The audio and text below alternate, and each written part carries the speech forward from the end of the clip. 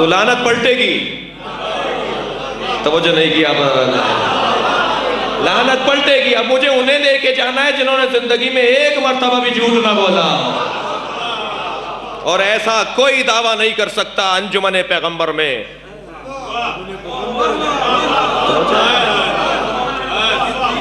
کوئی انجمن پیغمبر میں یہ دعویٰ نہیں کر سکتا بغیر پنجتن کے, علاوہ پنجتن کے, کہ زندگی کا کوئی لمحہ بھی کذب سے خالی رہا. توجہ کر لیا. آپ بتاتے ہیں کاذب, جائل.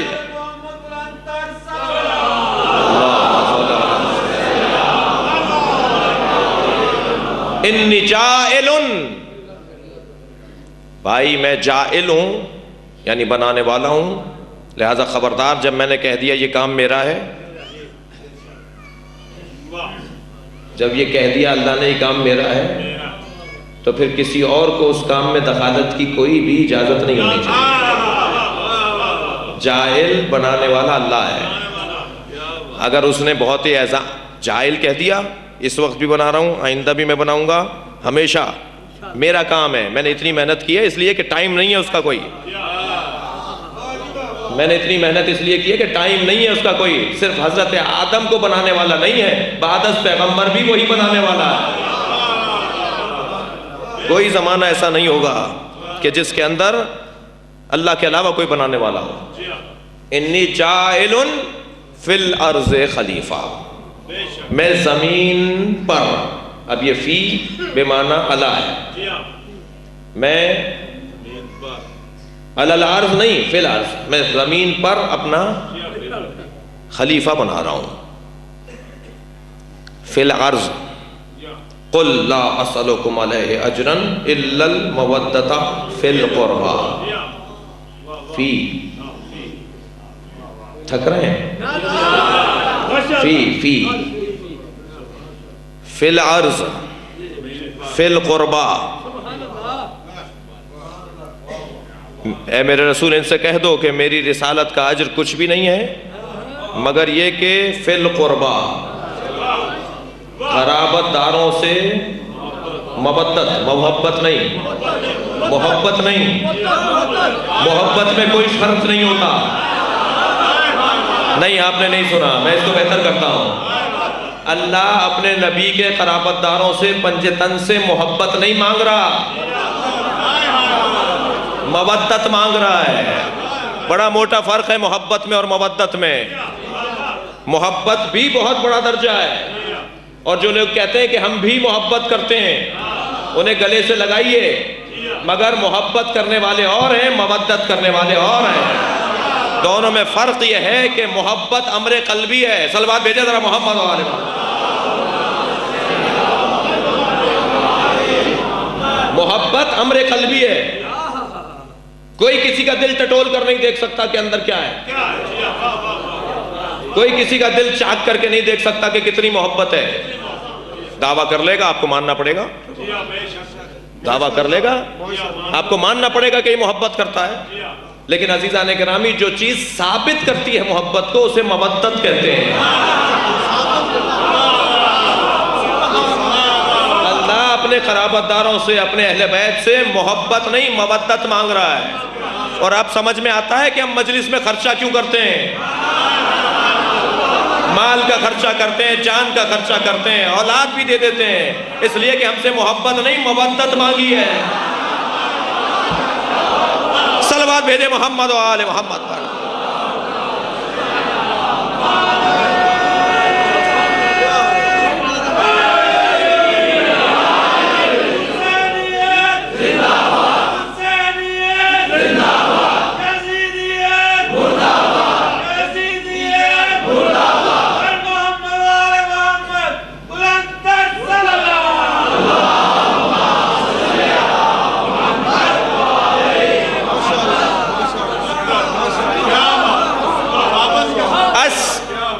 السمکو فی الماء, مچھلی پانی میں,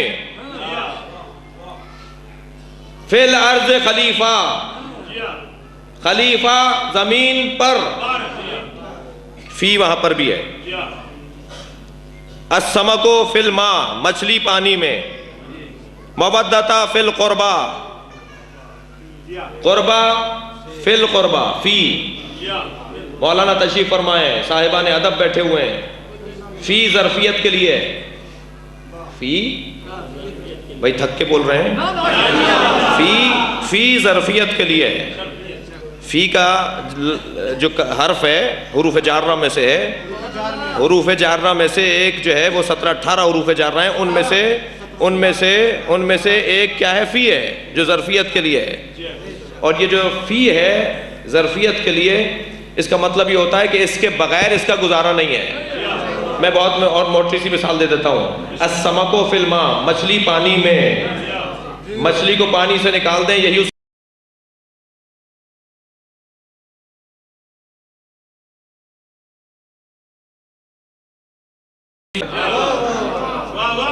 4 پائے جانوروں کے تعداد اربع کاٹنے پڑیں گے، 4 رگوں کو کاٹنا پڑے گا، قبلہ رخ لٹا کر، خالص لوہے سے، کاٹنے والا مسلمان ہو، بسم اللہ پڑھے اور اللہ اکبر پڑھے۔ جی ایسی مرغیاں مت خرید لیا کیے جا کے، دیکھیں یہ کاٹ کون رہا ہے، ہر ایک سے جا کے گوشت مت خریدیں، دیکھیں یہ کاٹنے والا کون ہے۔ بھائی جب ہم حلال گوشت ہی اپنے حلق سے نہیں اتاریں گے تو اثرات بھی وہی ہوں گے، مجھے معاف کیجئے گا۔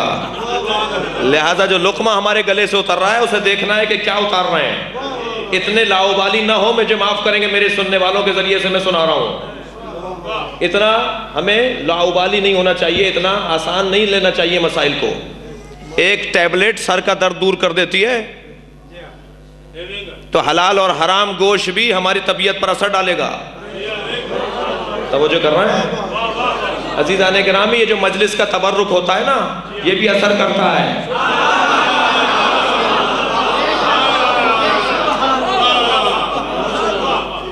کیا صاحب بلڈ پریشر لو ہو رہا ہے، اسے شہد کا چمچہ چٹا دو۔ کیا کرتے ہیں ہمارے بزرگ، اس کا بلڈ پریشر لو ہو رہا ہے، اسے شہد کا چمچہ چٹا دو۔ جیسے شہد منہ میں گیا ایک مرتبہ تازگی، اتنے سے چمچے نے پورے بدن میں تبدیلی ایجاد کر دی۔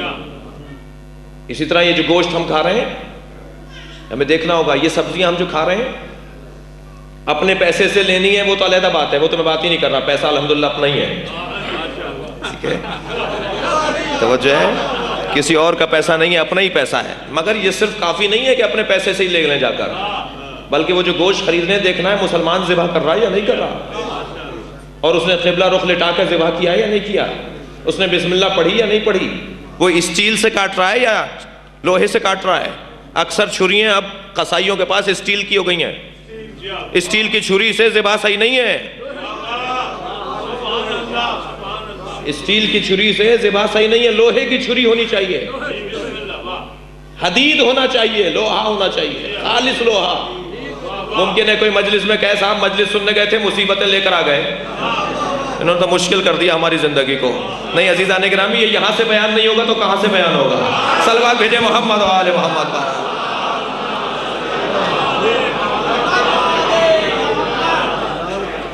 تو بہت دقت کیجئے، دقت کرنا ہے ہمیں، توجہ ہے نا۔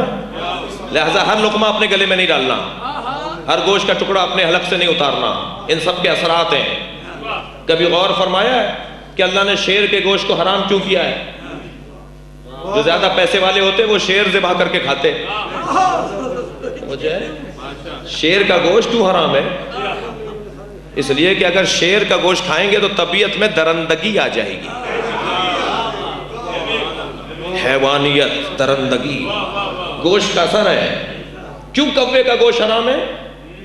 کیوں چیل کا گوشت حرام ہے؟ کیوں باز کا اور عقاب کا گوشت حرام ہے؟ اب میں یہاں پر جانوروں کی تفصیل بتانے نہیں آیا ہوں، لیکن ضمناً بات ہو رہی ہے، کیوں ہر اس جانور کا گوشت حرام ہے جو درندہ ہے، وہ چاہے پرندوں میں درندہ ہو یا وہ جانوروں میں درندہ ہو، جس کا کام چیرنا پھاڑنا ہے۔ اب مجھے نہیں معلوم یہ جو ہمارے دشمن ہیں یہ کون کون سے جانور کھاتے ہیں۔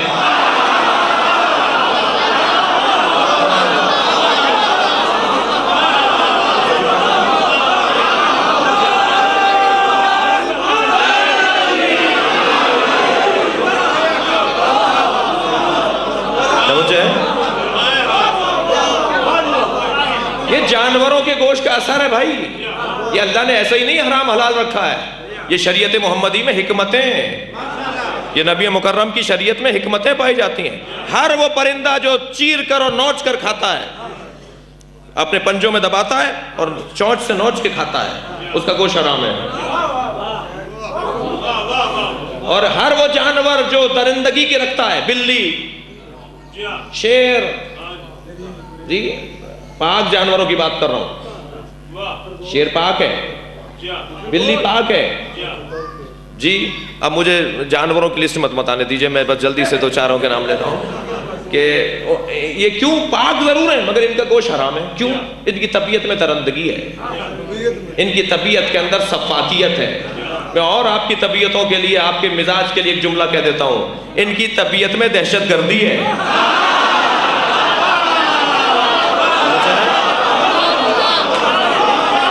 بس ہر وہ جانور جو دہشت گرد ہو, صلوات بھیجے محمد و آل محمد پر, اس سے بچ کر رہنا ہے.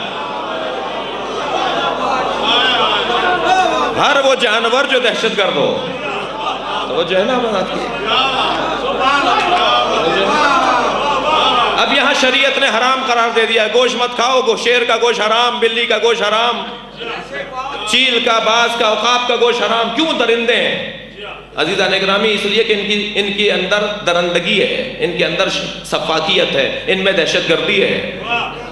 وجہ ہے, آپ نے کبھی غور کیا کہ یہاں کا ملا ہو یا وہاں کا ملا ہو, وہ لڑتا کیوں ہے؟ وہ اپنے لاؤڈ اسپیکر سے بولتا ہے, کبھی کبھی یہاں سے بھی بات ہوتی ہے نامناسب. اسی لیے میں نے کہہ دیا یہاں کا ملا ہو یا وہاں کا ملا ہو. اب آپ کے ہاں ملا نہیں بولا جاتا, مگر میں نے اگر صحیح نام لے دیا تو آپ ناراض ہو جائیں گے. ایک صلوات بھیجے ذرا محمد و آل محمد.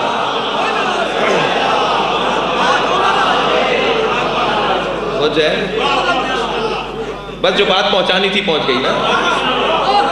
وہاں کا ملا ہو یا یہاں کا, اب آپ خود لیجئے کیا نام ہے, جو بھی ہو نام مت لیجئے. جو یہاں کی آواز آ رہی ہے لڑانے والی, جو وہاں سے آواز آ رہی ہے لڑانے والی, جو یہاں سے لڑائی کروا رہا ہو, یعنی امام بارگاہ سے آواز جا رہی ہو لڑنے کی, یا کسی مسجد سے آ رہی ہو لڑانے کی بات. پتہ ہے یہ دونوں ملا کیوں لڑتے ہیں؟ اس لیے کہ یہ مرغا کھاتے ہیں.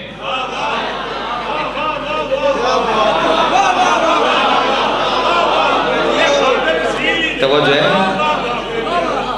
یہ بھائی مرغی کا گوشت اثر کر رہا ہے ان کے اوپر, مرغے کا اثر گوشت کر رہا ہے, اس کی طبیعت میں لڑنا ہے. یہ جتنا مرغی کا گوشت کھاتے ہیں اتنا ہی لڑنے کی باتیں کرتے ہیں. لہٰذا نبیوں کی غذا اپناؤ جسے دال اور سبزی کہا جاتا ہے. طبیعت کے اندر رقت آتی ہے, دل رقیق ہو جاتا ہے.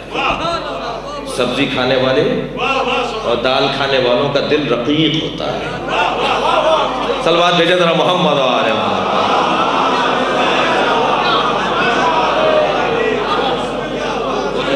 اب پتہ نہیں ایک بات کہاں سے کہاں چلی گئی. میں بڑی عنایت, میں یہ چاہ رہا تھا کہ کسی طرح گفتگو یہاں تک پہنچے کہ اللہ بنانے والا فی الارض, زمین پر, فی القربہ, قرابت داروں سے مودت, جی السمک فی الماء, مچھلی پانی میں. کیوں ہمیں کہا گیا ہے کہ قرابت داروں سے مودت, فی کا لفظ کیوں, ظرفیت کیوں بنائی ہے؟ اس لیے جملہ دے رہا ہوں آپ کی محترم سماعتوں کے لیے, اس لیے کہ جیسے مچھلی پانی میں رہے گی تو زندہ رہے گی, باہر نکال دی جائے گی تو مر جائے گی, ایسے ہی یہ مجمع اہل بیت کے ساتھ رہے گا تو زندہ رہے گا.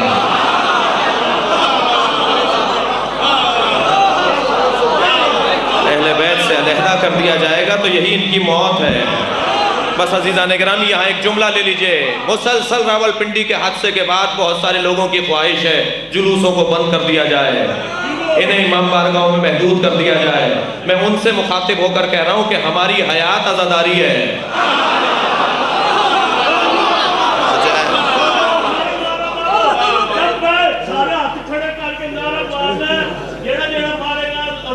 بند ہونے نال میرے نال نہیں ہوئی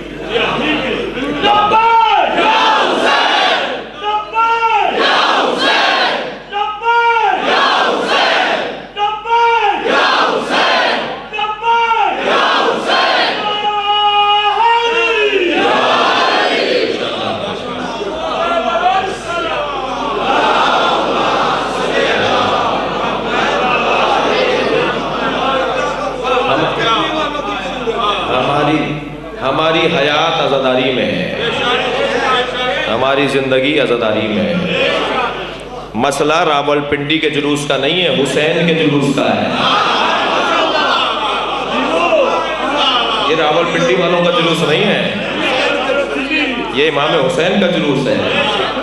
اگر کسی طرح کی کوئی سازش کی گئی تو پھر کراچی سے لے کر حافظ آباد سے ہوتے ہوئے راول پنڈی کے جلوس میں جانا پڑے گا، بتائیں گے پورے پاکستان کو کیسے جمع کیا جاتا ہے۔ صلوات بھیجے محمد و آل محمد پر۔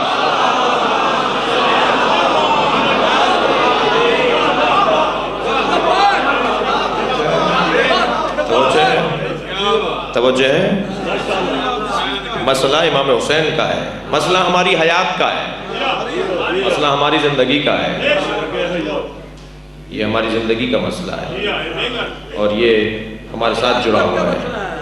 تو انشاءاللہ بات کل آگے بڑھے گی۔ فی الارض، زمین پر خلیفہ بنا رہے گا، آسمانوں کو تنہا نہیں چھوڑا، زمین پر بھیج کر آسمان والوں کو یتیم نہیں کیا اللہ نے، توجہ ہے، زمین پر بھیجا ضرور ہے، مگر اس کا کیا مطلب ہے اسے کل عرض کریں گے۔ کل ہم بات کریں گے، ایک اور لفظ پر غور کریں گے، عرض کے اوپر، زمین کے اوپر بات کریں گے، اور انشاءاللہ گفتگو ایک منزل تک پہنچے گی۔ پروردگار عالم کا احسان ہے کہ اس نے ہمیں معارف سے، مفاہیم سے اور اہل بیت کی تعلیمات کے جو باریک وادیاں ہیں ان سے ہمیں آشنا کیا ہے۔ عزیزان گرامی، یہ جو ہماری مجلس ہے نا، جو ابھی میں پڑھ رہا تھا، میں اپنے بارے میں نہیں کہہ رہا، یہ جو میں ابھی بیان دے رہا تھا، یہ آکسفورڈ اور کیمبرج یونیورسٹی کے اندر اگر یہ تقریر کی جائے تو یہ دنیا کے اہم ترین لیکچروں میں سے ایک لیکچر قرار پاتا ہے۔ ان یونیورسٹیوں میں ڈاکٹرز کو بٹھایا جاتا ہے، ان اداروں میں ڈاکٹرز کو بٹھایا جاتا ہے کہ یہ گفتگو سننے چلو۔ جی، میں کراچی سے اسلام آباد کا سفر کر رہا تھا، میرے برابر میں ایک ایسے ہی ایک صاحب بیٹھے تھے جو انہی دونوں یونیورسٹیوں میں سے کسی ایک یونیورسٹی کے اندر انگریز تھے۔ جب تعارف کروایا، ایک اور سیاستدان برابر میں بیٹھے تھے، اتفاق سا کہ بہت سارے سیاستدان اس جگہ پر بیٹھے تھے جہاں ہماری سیٹ تھی، تو ایک کراچی کے قومی اسمبلی کے رکن نے ان سے تعارف کرایا کہ یہ فلاں ہیں، تو اس نے ایک جملہ کہا، اور اس جملے کو سننے کے بعد مجھے اندازہ ہوا کہ جتنی قدر ہم اپنی نہیں جانتے اتنا دشمن ہماری قدر کو جانتا ہے۔ ہمارا مخالف ہمارے بارے میں ہم سے زیادہ اچھا تجزیہ رکھتا ہے۔ اس نے ان سیاستدان صاحب سے کہا جو اس وقت میں پارلیمانی لیڈر بھی تھے اپوزیشن کے، تو ان سے کہا انہوں نے کہ یہ جو صاحب جن کا آپ نے بھی تعارف کروایا ہے، مجھ سے بات کرنے لگے، وہ ترجمہ کر رہے تھے، کہنے لگے کہ یہ افراد جو محنت کر کے ایک تقریر کرتے ہیں تو ہمارے ہاں اس ایک لیکچر کے لیے، یا ابھی آپ نے سنا نا پچھلے دنوں بے نظیر صاحبہ فلاں جگہ یونیورسٹی میں لیکچر دینے جا رہی ہیں، پرویز مشرف صاحب لیکچر دینے جا رہے ہیں، آپ یقین جانیے، قسم کھا کے کہہ رہا ہوں ممبر کی، ان کے لیکچر کا 5% بھی نہیں ہے جو ہمارے یہاں پایا جاتا ہے۔ ان کا لیکچر 5% بھی نہیں ہے جو ہمارے یہاں پایا جاتا ہے۔ اور الحمدللہ پاکستان کی سرزمین پر اچھے دقیق نکات کو پڑھنے والے موجود ہیں، لہٰذا اس یونیورسٹی کی قدر کی جائے، جسے حسینی یونیورسٹی کہا جاتا ہے۔ یہ امام حسین کی یونیورسٹی جس کی کلاس اس وقت ایک ہو رہی ہے، امام حسین نے سن 61 ہجری میں جس یونیورسٹی کی بنیاد رکھی تھی اس کی ایک کلاس اس وقت یہاں ہو رہی ہے، اور اس سے بہتر نظام دماغ کھولنے کے لیے، فہم بڑھانے کے لیے، شعور بڑھانے کے لیے، انسان کو بہتر انسان بنانے کے لیے، مسلمان کو بہتر مسلمان بنانے کے لیے، شیعہ کو بہتر شیعہ بنانے کے لیے، جی اس سے بہتر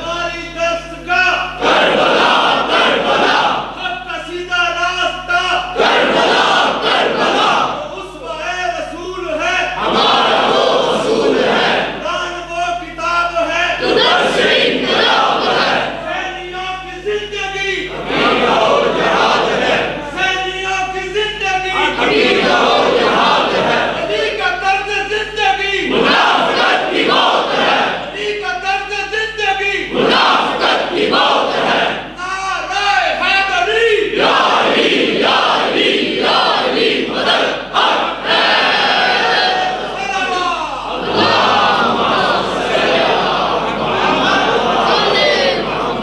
अजीज़ो, परवरदिगार आलम ने हमें इमाम हुसैन से जोड़ा है, इसका हमें तवील और एक मयारी शुक्र अदा करना होगा और तशक्कुर और शुक्राने का एक बेहतरीन अंदाज उसके हुजूर सजदा है।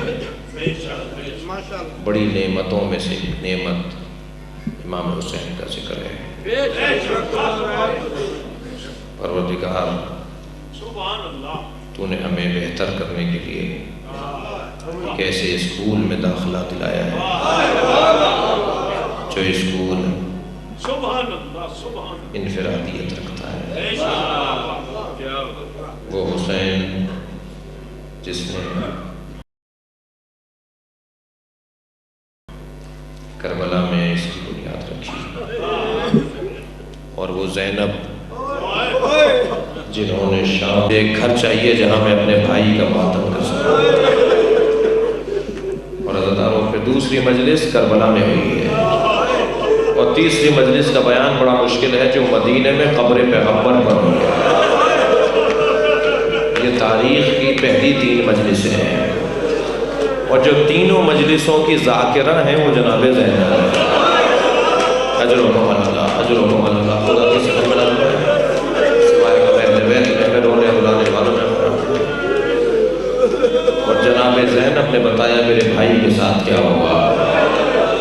ये काफ़िला जब करबला से चला है, बड़ा अजीब मंजर है करबला से चलते हुए।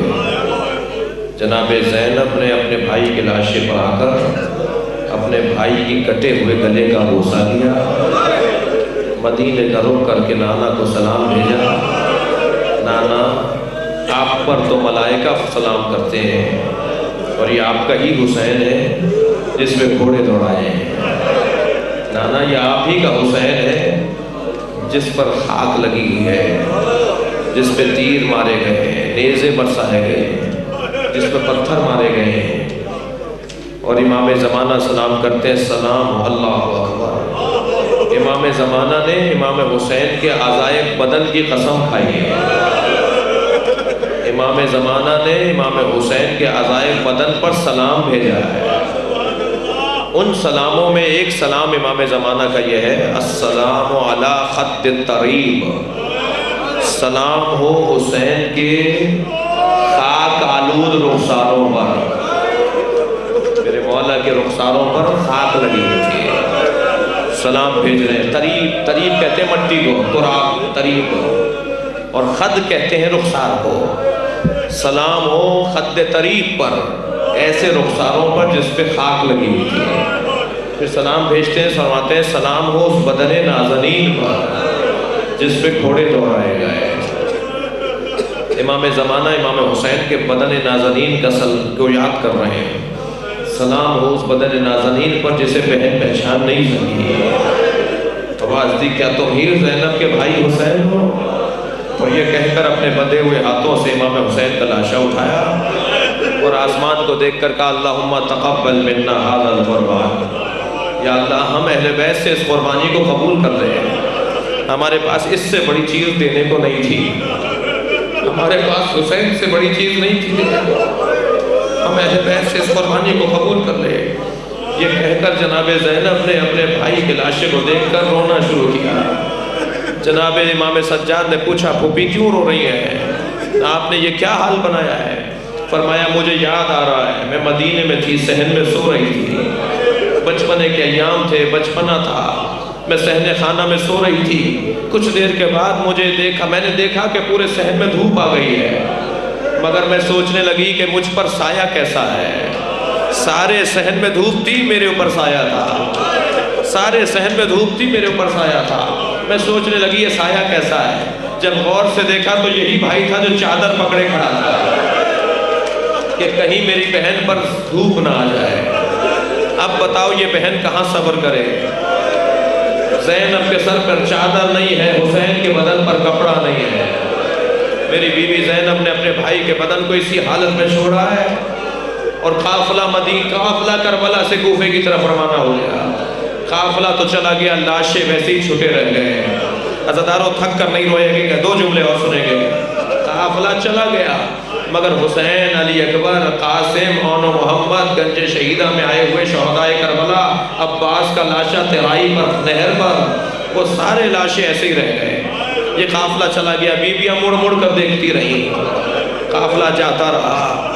عزادارو 12 محرم کو بنی اسد کی عورتوں نے اپنے مردوں کو غیرت دلائی۔ حسین نے یہ زمین خرید کر تمہارے حوالے کی تھی اور یہ کہا تھا کہ جب یہ لوگ چلے جائیں تو ہمارے لاشوں کو دفنا دینا۔ 3 میرے مولا نے نصیحتیں کی تھی۔ پہلی نصیحت تو یہ کی تھی کہ ہمارے لاشوں کو دفنا دینا، پھر فرمایا تھا کہ اس زمین پر کاشت نہیں کرنا، زراعت زمین پر نہ کرنا، اور تیسرا جملہ فرمایا تھا کہ جب ہمارے عزادار اور زوار میری قبر پر آئیں تو ان کا خیال رکھنا۔ آپ نے دیکھا ہے جو کربلا گئے ہیں، جو عراق گئے ہیں، عراقی مسلمان پکڑ پکڑ کر زائرین کو لے جاتے ہیں، کہتے ہیں ہمارے گھر 1 روٹی کا نگوالا کھا لو، ہمارے یہاں کھجور کھا لو، ہمارے یہاں پانی پی لو۔ ہمیں حسین نے کہا تھا میرے زواروں کا خیال رکھنا۔ اجرکم اللہ، اجرکم اللہ۔ کہا تم سے نہیں کہا تھا کہ حسین کے لاشے کو دفنا دینا؟ بنی اسد کے لوگ بیلچے اور کھدال لے کر چلے ہیں میدان کربلا میں، اور جب آئے ہیں نا مقتل میں تو عزاداروں لاشیں بکھرے ہوئے ہیں مگر کسی کا سر نہیں ہے۔ یہ کیسے پہچانے کہ حسین کا لاشا کون سا ہے، علی اکبر کا لاشا کون سا ہے؟ ابھی اسی سش و منج میں تھے کہ کوفے کی جانب سے ایک سوار آتے ہوئے دیکھا، گھبرانے لگے، شاید کوئی حکومت کا کارندہ آ رہا ہے اور ہماری مخبری ہو جائے گی، ہمیں گرفتار کر لیا جائے گا۔ اپنے گھروں کو جانے لگے تو دور سے میرے مولا سجاد کی آواز آئی، اے بنی اسد کے لوگوں رکو، مجھے تمہاری ضرورت ہے۔ اجرکم اللہ، تھک کر نہیں روئیں گے عزادارو۔ امام پہنچے ہیں بنی اسد کے لوگوں سے، فرمایا میری مدد کرو۔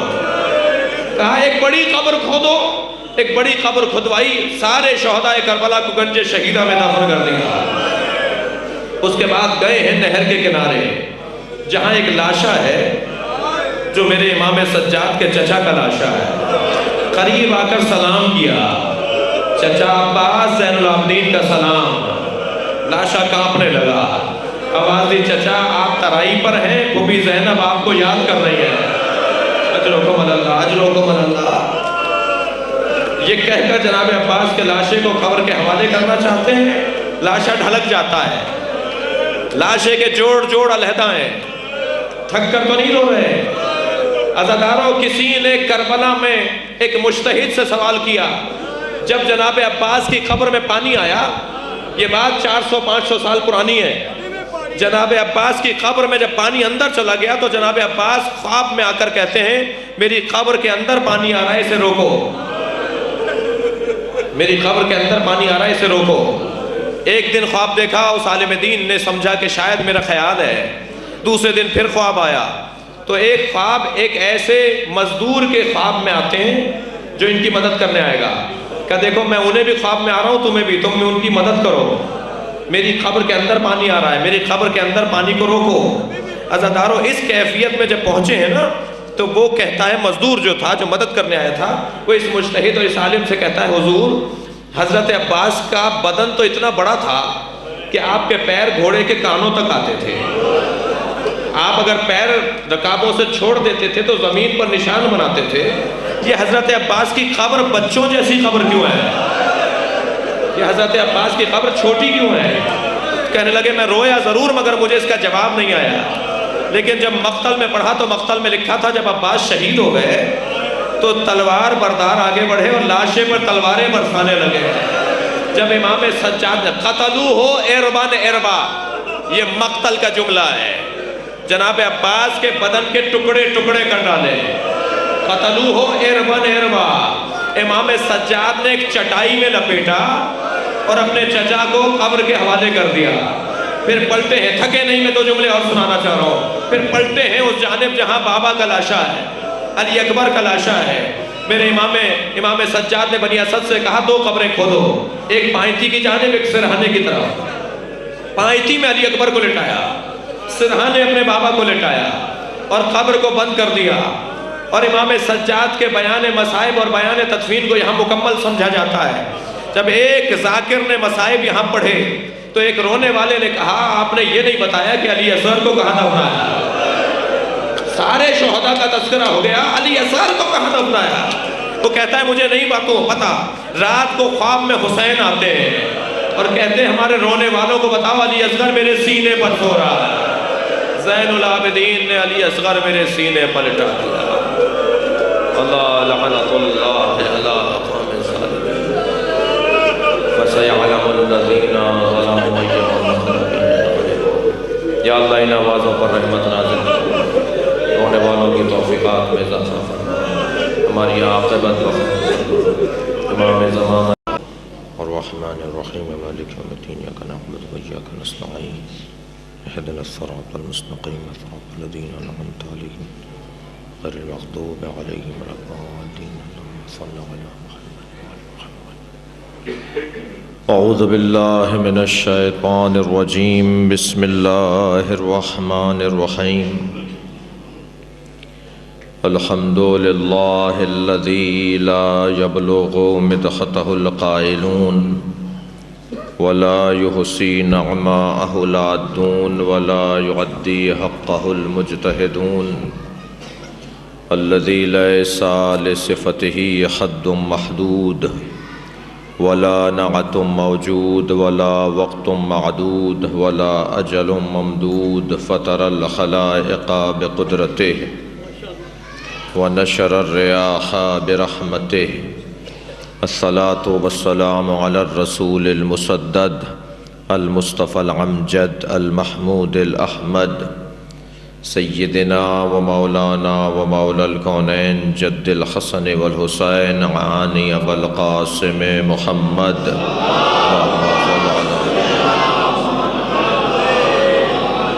وآلہ الطیبین الطاہرین المعصومین الذین قال اللہ انما یرید اللہ لیذہب عنکم الرجس اہل البیت ویطہرکم تطہیرا۔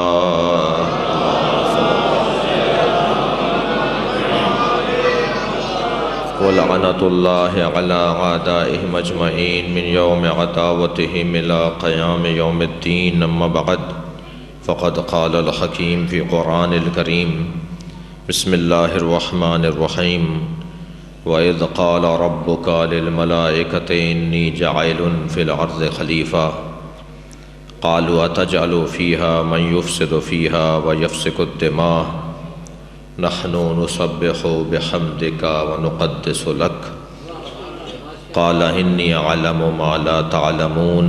صلوات۔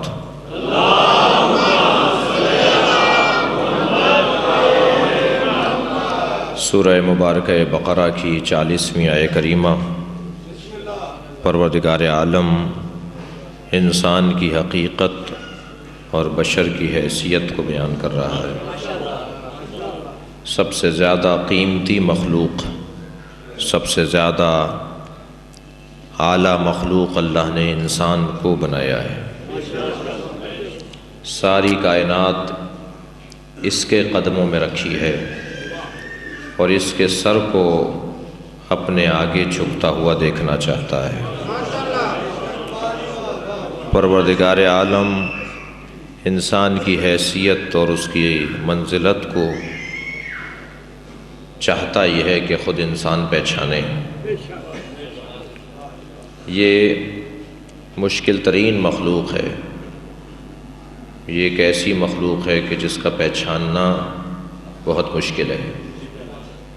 یہ اپنے آپ کو نہیں پہچانتا، یہ ساری کائنات کو پہچانتا ہے مگر اپنے آپ کو نہیں جانتا۔ ہر شے، ہر وجود اس کے اختیار میں ہے مگر یہ اپنے اختیار میں نہیں ہے۔ اور عزیزو، یہی وہ مشکل ہے، یہی وہ مسئلہ ہے کہ جسے ان مجالس کے ذریعے سے حل کیا جا سکتا ہے۔ آج کی اس مجلس میں پھر ہم الفاظ پر غور کرتے ہوئے ایک اور منزل کی طرف آگے بڑھیں گے، اور وہ یہ کہ اللہ نے اپنا خلیفہ بنایا ہے، اور اللہ کا خلیفہ اللہ کا جانشین نہیں ہوتا۔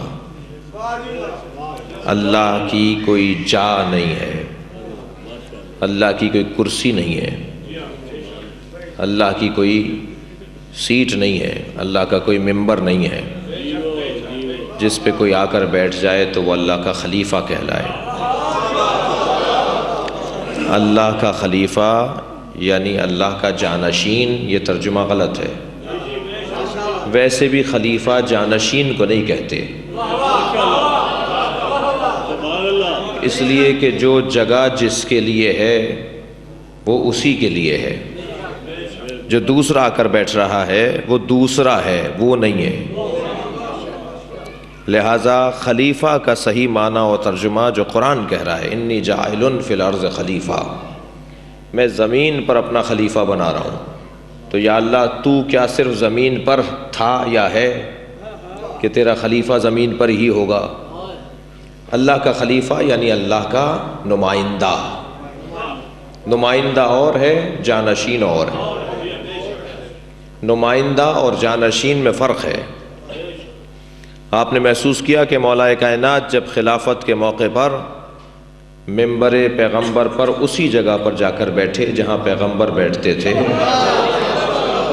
تو ایک تعداد کو اعتراض ہوا اور آپس میں گفتگو کرنے لگے کہ علی نے اسی جگہ پر جا کر تشریف فرما ہوئے کہ جہاں پیغمبر بیٹھتے تھے۔ تو مولا نے فرمایا تھا کہ منبر پر بیٹھنے سے علی کی عزت میں اضافہ نہیں ہو رہا، بلکہ علی کے بیٹھنے سے منبر کی عزت میں اضافہ ہو رہا ہے۔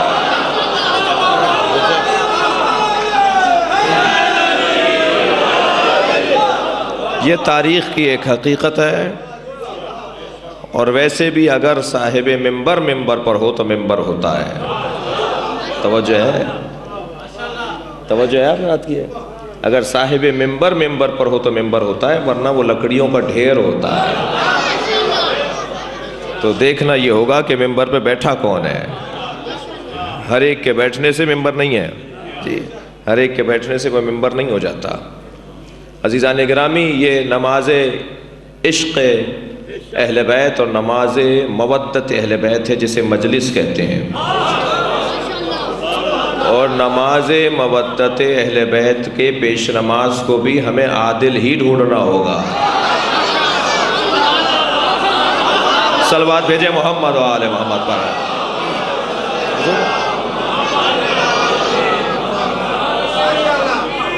اللہ اکبر۔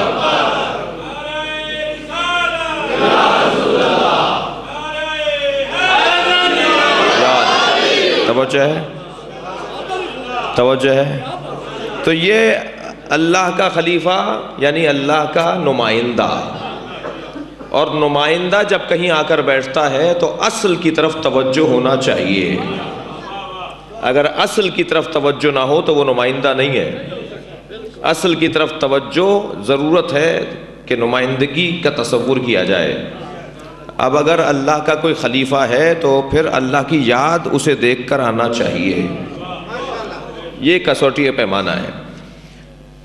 پروردگار عالم نے کہاں خلیفہ بنایا ہے؟ زمین پر۔ یہ خود زمین والے نہیں ہیں مگر خلیفہ زمین پر بنے، یہ کہیں اور سے زمین پر بھیجے گئے۔ انی جاعل فی الارض خلیفہ، میں زمین پر خلیفہ بنانے والا ہوں۔ زمین متجر اولیاء ہے، زمین مسجد اولیاء ہے۔ یہ پوری زمین، بھئی یہ حافظ آباد کا تاریخی اور قدیمی مجمع ہے، صدیوں پرانی تاریخ ہے حافظ آباد کی۔ مدتوں سے آپ خطبہ و علماء کو سن رہے ہیں، تو جیسے آپ کی ہر روز توجہ ہے ایسے آج بھی مجھے توجہ چاہیے۔ یہ پوری زمین متجر اولیاء ہے، یہ پوری زمین مسجد اولیاء ہے۔ ویسے بھی یہ جو مسجد میں ہم محراب بناتے ہیں یہ محراب حضرت معاویہ کی بنائی ہوئی ہے. توجہ ہے بات کی؟ نہیں آپ بول ہی نہیں رہے, گھبرا گئے تھوڑا سا. بھائی مولانا کا مسئلہ ہے, مولانا گھبرائیں یا میں گھبراؤں, آپ کیوں گھبرا رہے ہیں؟ ایک سلوات بھیجے ذرا محمد و آل محمد.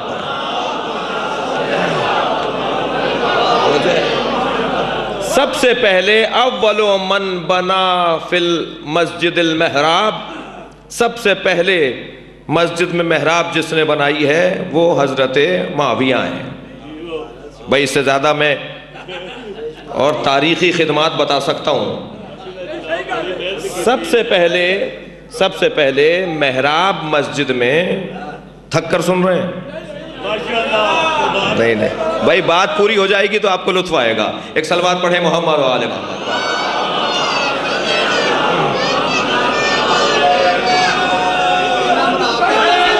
ڈال دیا, اس سے اونچی سلوات ہدیہ کریں بآواز بلند.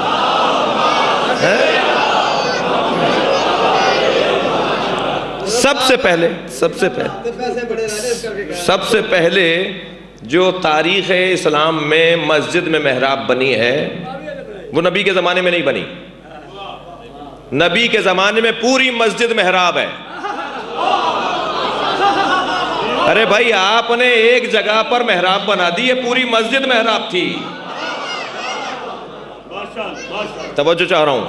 ہوا یہ تھا کہ 19 رمضان کو جب مولا علی پر اور حضرت معاویہ پر حملہ ہوا, توجہ ہے نا, مولا کی زخم اتنا کاری تھا کہ 21 کو شہادت ہو گئی اور ان کے ٹانگ میں ضربت لگی تھی, کچھ عرصے تک بستر پر رہے. تو انہوں نے نماز پڑھانے کے لیے اپنے لیے محافظت کے لیے یہ بنائی تھی, یہ حفاظت کے لیے بنائی تھی. بھائی تاریخی خدمات بیان کر رہا ہوں. انہوں نے اپنی حفاظت کے لیے کہ ایک نماز پڑھانے والا وہاں پر جائے تو وہ حفاظت میں رہے, یہ اس لیے بنائی تھی انہوں نے. ورنہ محراب مسجد میں بنا کر محراب کو یہ کہہ دینا کہ صاحب یہ جائے حرب ہے. اچھا محراب کا مطلب کیا ہے؟ تھوڑا سا سن لیجئے. محراب کا لفظ جو ہے اس کے معنی کیا ہے؟ یہ عربی زبان کا لفظ ہے نا محراب. جی بولتے ہم ہیں, بہت سارے عربی کے الفاظ ہیں ہم بولتے ہیں, مگر اس کے معنی کی طرف توجہ کی ضرورت ہے. تھک تو نہیں رہے؟ نہیں, دو چار ہی بسم اللہ بول رہے ہیں. بسم اللہ. محراب عربی زبان کا لفظ ہے, جائے حرب, مقام حرب, اور حرب کہتے ہیں لڑائی کو, لڑنے کی جگہ. ارے بھائی یہ نماز پڑھنے آئے یا آپ نے مسجد کو سیاسی اکھاڑا بنا دیا؟ محراب یعنی جائے حرب, مقام لڑائی, جہاد کی جگہ, مگر ظاہری اور سامنے کے دشمن سے نہیں, اندر کے دشمن سے. صلوات بھیجے محمد و آل محمد پر. نفس سے لڑائی کی جگہ, نفس سے لڑائی کی جگہ, مقام حرب. تو یہ کیا پچھلی صف میں کھڑے ہونے والے نفس سے نہیں لڑے؟ کیا آخری صف میں کھڑے ہونے والے نفس سے نہ لڑے؟ یہ پوری مسجد محراب ہے. توجہ کر رہے ہیں؟ یہ پوری مسجد محراب ہے, صرف ایک جگہ مخصوص نہیں ہے محراب. وہ ایک سیاسی ضرورت تھی, وہ امنیت کا مسئلہ تھا, بد امنی کا مسئلہ تھا, وہ تحفظ جان کا مسئلہ تھا, یہ تحفظ روح کا مسئلہ ہے.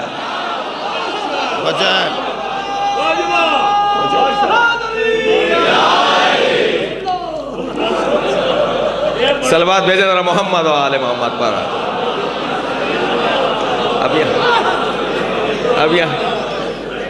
اب یہاں دو مجلسیں تو نہیں ہو رہی نا, اب یہاں دو مجلسیں تو نہیں ہو رہی نا, ایک ہی مجلس ہو رہی ہے نا.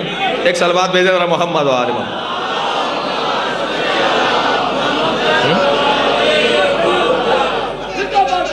بھائی ویسے اگر آپ جگر تھام کے سننا چاہتے ہیں تو ایک دو جملے اور کڑوے سن لیجیے. یہ مینار, محراب, نقش و نگار, حسن و زیبائی وہ آپ کی مسجد میں ہو یا وہ کسی اور فرقے اور مسلک کی مسجد میں ہو, یہ پیغمبر کے زمانے کی چیزیں نہیں ہیں. مسجد کو سادہ ہونا چاہیے, مسجد میں سادگی کا پیغام ہونا چاہیے, صفائی اور ہے، سادگی اور ہے. توجہ ہے؟ سادگی اور صفائی میں فرق ہے. سادگی اور ہے، صفائی اور ہے. سادگی کے ساتھ صفائی، صفائی کے ساتھ سادگی. تو میں صرف اتنا عرض کر رہا ہوں، میں ایک منزل تک آپ کو لے جانا چاہتا ہوں کہ صرف محراب وہ ایک مخصوص جگہ نہیں ہے. مولانا یہ نہیں ہے جو لڑتے رہیں جی. چھوٹے شہروں میں، البتہ آپ کا شہر چھوٹا نہیں ہے، لیکن بڑے شہروں میں جتنا پیسہ بڑھتا جا رہا ہے ایسے ہی روحانیت رخصت ہوتی جا رہی ہے. ویسے بھی حضرت آیت اللہ خمینی نے فرمایا، علماء سے خطاب کر رہے تھے کہ اگر ایک مادی نعمت تمہارے پاس آئے گی تو 3 روحانی نعمتیں بھاگ جائیں گی.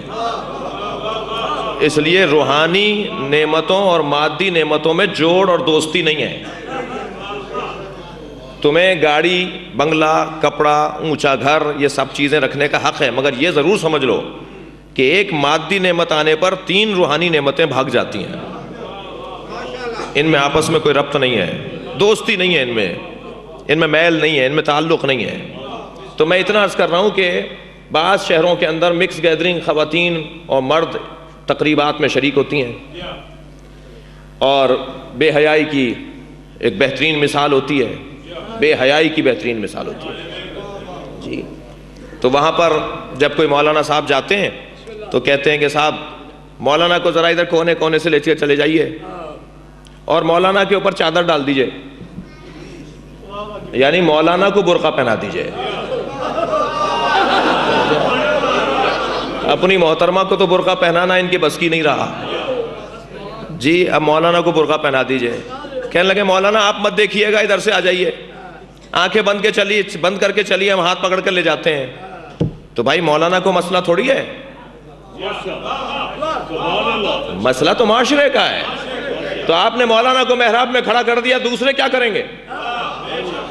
مسئلہ نفس مارنے کا صرف مولوی کا نہیں ہے، نفس مارنے کا مسئلہ تو سب کا ہے. تو پوری مسجد محراب ہے. اور اس سے بڑا جملہ کہہ رہا ہوں عزیزان گرامی، کیوں اللہ نے خلیفہ زمین پر بنایا ہے؟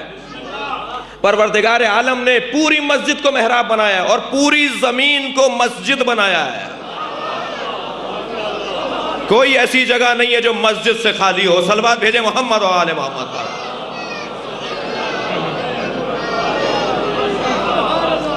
پوری مسجد، پوری زمین مسجد ہے، پوری زمین مسجد ہے.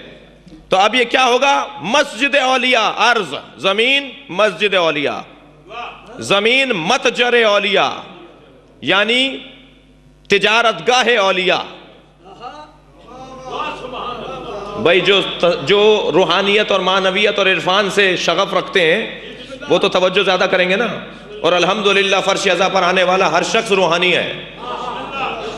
یہ روحانیت ہی اسے کھینچ کر لائی ہے، یہ نور اسے کھینچ کے لایا ہے، یہ معنویت اسے لے کر آئی ہے. جیسے مسجد پوری محراب ہے ایسے ہی پوری زمین مسجد ہے، ایسے ہی پوری زمین متجر اور کاروبار کی جگہ ہے، تجارت کی جگہ ہے. متجر کہتے ہیں تجارت کی جگہ کو. یعنی کتنا اچھا ہو جائے کہ مارکیٹوں میں سجدے ہونے لگے اور مسجدوں میں کاروبار ہونے لگے. اچھا جو میں کہوں گا اس کو آپ سمجھیں گے ایک منزل کے بعد. ایک صلوات بھیجیں ذرا محمد و آل محمد. کتنا اچھا ہو جائے کہ بازاروں میں سجدہ ہو رہا ہو اور مسجدوں میں کاروبار ہو رہا ہو. اگر اب تک میری بات روشن نہیں ہے تو مثال لے لیجئے. کتنا اچھا ہو جائے کہ علی سجدے میں سر رکھے اور اللہ نفس خرید رہا ہو. کوئی تو ہو جو مسجد میں کاروبار کر رہا ہو. صلوات بھیجے محمد و آل محمد.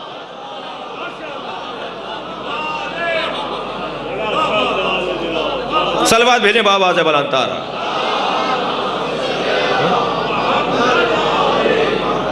کوئی تو ہو جو مسجد میں کاروبار کرے. اللہ اکبر. من الناس من یشری نفسہ ابتغاء مرضات اللہ. کوئی تو ہو جو بیچنے والا ہو. کوئی تو ہو جو حالت رکوع میں ہو تو تیر نکال لیا جائے. کوئی تو ہو جو حالت رکوع میں ہو تو زکوٰۃ دے دے انگوٹھی. کوئی تو ہو جو حالت رکوع کے اندر اور حالت قیام اور سجدے کے اندر کاروبار کرے اللہ سے. اور کوئی تو ہو جو مارکیٹ میں اور بازار میں اور میدان جہاد میں مصلی بچھا دے. صلوات بھیجے محمد و آل محمد. وجہ ہے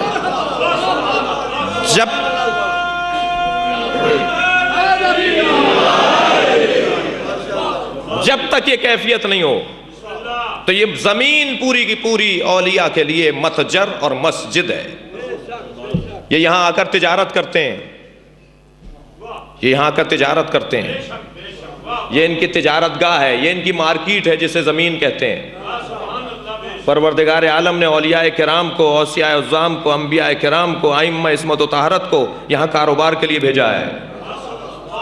توجہ ہے, یہ اپنا نفس بیچتے ہیں, اللہ کی مرضیاں خریدتے ہیں. یہ کام زمین کے علاوہ کہیں اور ہونے والا نہیں ہے. یہ آسمان پہ کام ممکن نہیں تھا, یہ فضاؤں میں کام ممکن نہیں تھا, یہ جنت کا کام نہیں ہے. یہ زمین پر آئیں گے تو کریں گے. عزیزان گرامی, اس زمین پر آنے کے بعد اب یہ وہاں جائے, آیا وہاں سے ہے, جانا وہاں پلٹ کر ہے. اسے یہاں آنے کے بعد یہ بھول نہ جائے کہ یہ یہاں کا نہیں ہے. یہاں آنے کے بعد اسے یاد رہنا چاہیے کہ یہاں کا نہیں ہے. جیسے بازار میں جانے کے بعد, تجارت گاہ میں جانے کے بعد, متجر میں اور مارکیٹ میں جانے کے بعد بھولنا نہیں چاہیے کہ وہ یہاں کا نہیں ہے. کچھ لینا ہے اور کچھ دینا ہے اور پھر پلٹ کر واپس جانا ہے. اس کیفیت کے اندر اگر انسان ہو تو وہ ہے در حقیقت اس راہ پر جو اللہ دیکھنا چاہتا ہے. عزیزان گرامی, ذرا محسوس کیجئے گا, یہ زمین تجارت گاہ ہے, یہ زمین مسجد ہے. پروردگار عالم نے ارض کو کاشت اور پیداوار اور زراعت کا ذریعہ بنایا ہے, مگر بھائی یہ آم اور کھجور کی درختوں کا ذریعہ نہیں ہے کاشت کا. یہ زمین گندم کاشت کرنے کی جگہ نہیں ہے.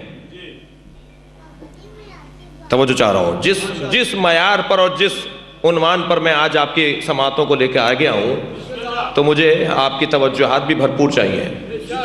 بھائی یہ گندم, یہ کھجور, یہ گٹھلی, یہ آم, معاف کیجیے گا, یہ کاشتکاریاں, یہ زراعتیں, یہ اس زمین کا کام نہیں تھا. یہ بدن کا مطالبہ تھا, بدن حیوان کا ہو, بدن انسان کا ہو. اس زمین کی قیمت کو مت گرائیے. اس زمین کی قسمت اتنی اونچی ہے کہ اللہ نے اسے کائنات کے لیے دارالخلافہ بنایا ہے. حضرت آدم پوری کائنات میں اللہ کے خلیفہ ہیں, مگر پروردگار عالم نے انہیں زمین پر رکھا ہے. یہ پوری کائنات کے لیے دارالخلافہ ہے جسے زمین کہا جاتا ہے. صدر مملکت کراچی کے لیے بھی صدر ہیں, حافظ آباد کے لیے بھی صدر ہیں, لاہور کے بھی صدر ہیں, بیٹھیں گے اسلام آباد میں. آدم پوری کائنات میں اللہ کا خلیفہ ہے, بیٹھے گا زمین پر. تو جو صدر مقام بنایا جاتا ہے, دارالخلافہ بنایا جاتا ہے, اس کی قسمت مختلف ہوتی ہے. وہ مرکز ہوا کرتا ہے, وہ مرکز ہوا کرتا ہے, وہ قبلہ ہوا کرتا ہے. ساری کائنات کی مخلوق اس کی طرف دیکھے گی. زمین اس لیے اہمیت کی حامل ہے. اور یہ گندم اور کھجور اور آم کاشت کرنے کی جگہ نہیں ہے, اس لیے کہ بدن کا مطالبہ ہے, حیوان کو بھی چاہیے, انسان کو بھی چاہیے. یہ انسان کاشت کرنے کی جگہ ہے. نہیں نہیں نہیں نہیں نہیں نہیں نہیں نہیں نہیں, ایک توجہ آپ کی ضرورت تھوڑی سی اور چاہیے. یہ انسان کی کاشتکاری کی جگہ ہے. یہاں انسان کاشت ہوگا تو وہ ولی بنے گا. یہاں انسان کاشت ہوگا تو انہی ولیوں میں سے نبی بنیں گے. یہ انسان کی کاشت کی جگہ ہے. یہ متجر اور مسجد ملائکہ اور اولیاء ہے. سن لیجئے, الم ترا کیفا ضرب اللہ مثلا کلمۃ طیبۃ کشجرۃ طیبہ.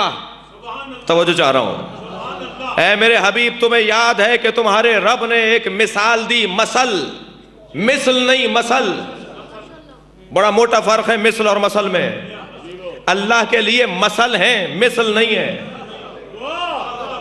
پروردگار عالم کے لیے کوئی مثل نہیں ہے, اللہ کے لیے مثل ہے. لہو مثل الاعلی لیس کمثلہ شیء. اللہ کے لیے کوئی مثل نہیں ہے, لیکن اللہ کے لیے مثل ہیں.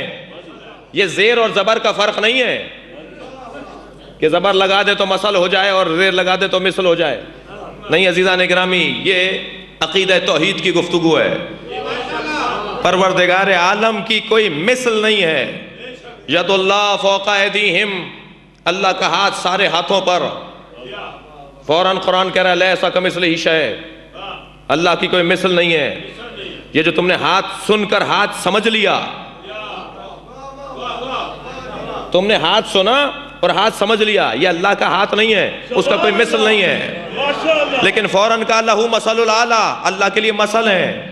میں اپنے ان بچوں کو سمجھانے کے لیے مثال دے رہا ہوں۔ ایک کمرے میں آپ 14 آئینے لگا دیجئے، بیچ میں آپ کھڑے ہو جائیے، آپ 14 جگہ دکھائی دے رہے ہوں گے، آپ ہوں گے ایک۔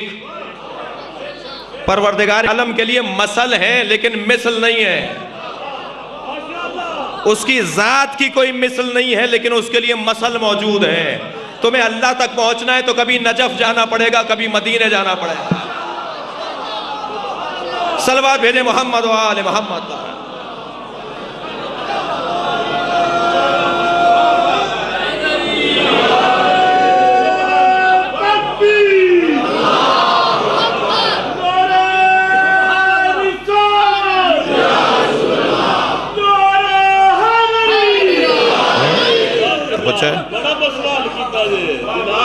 علم ترى کیف ضرب اللہ مثلا، تم نے دیکھا، اپنے حبیب سے اللہ بات کر رہا ہے، تم نے دیکھا کہ تمہارے رب نے ایک مثل دی ہے،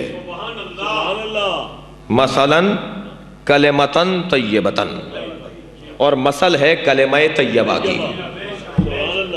بچے جوان بڑی تعداد میں مجلس میں بیٹھے ہیں، بزرگ بھی موجود ہیں، سب اسکولوں میں پڑھتے ہوئے آ رہے ہیں۔ پہلا کلمہ سب بولو، طیب مانے، اس سے بڑھ کر کوئی اتحاد بین المسلمین کی مثال ہوگی؟ بھائی ہمارا پہلا اور دوسرا کلمہ نہیں ہے، ہمارا ایک ہی کلمہ ہے، مگر ہم اپنے بھائیوں کے ساتھ اتنے متفق ہیں کہ سب کہتے ہیں پہلا کلمہ طیب، طیب مانے پاک۔ یہ پوری مجلس پڑھ رہی ہے وہ کلمہ۔ توجہ کر لیا آپ نے؟ اس سے بہتر کوئی اتحاد بین المسلمین کی مثال ہوگی؟ ہمارے 6 کلمے نہیں ہیں، اگرچہ وہ اچھے ذکر ہیں، اللہ کا ذکر ہے، رسول کا ذکر ہے، اچھے الفاظ ہیں، لیکن کلمہ طیبہ پہلا، پھر دوسرا، پھر تیسرا، پھر چھٹا کلمہ۔ ہم تو تیسرا کلمہ بولیں تو کہتے ہیں اضافہ کر دیا۔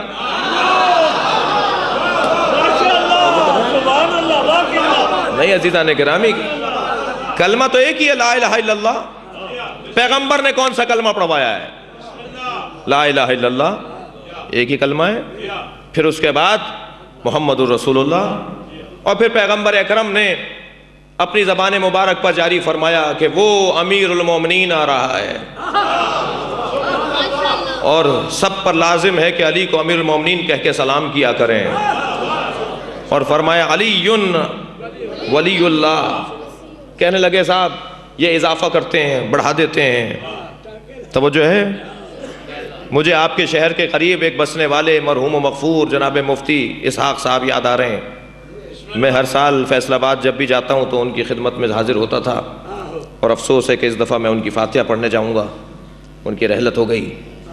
وہ فرمایا کرتے تھے کہ جی شیعہ حضرات کیا بولتے ہیں؟ لا الہ الا اللہ محمد الرسول اللہ۔ کہنے لگے یہ علی ولی اللہ بولتے ہیں، ان کا کلمہ ہی علیحدہ ہے۔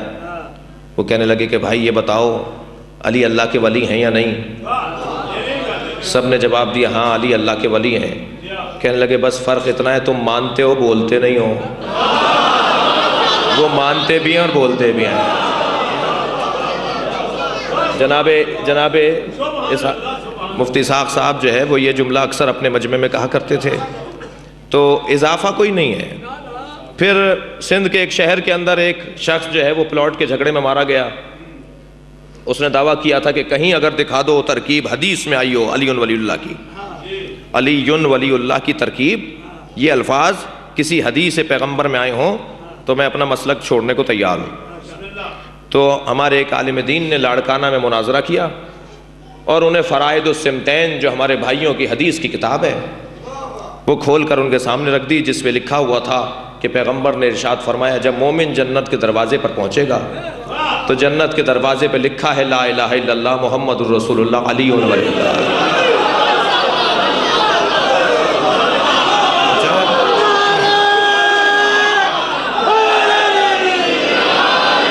وہ جب دوسرے دروازے پر پہنچے گا، جنت کے 8 دروازے ہیں، جب وہ دوسرے دروازے پر پہنچے گا تو یہی کلمہ لکھا ہوگا لا الہ الا اللہ محمد الرسول اللہ علیہ ولی اللہ۔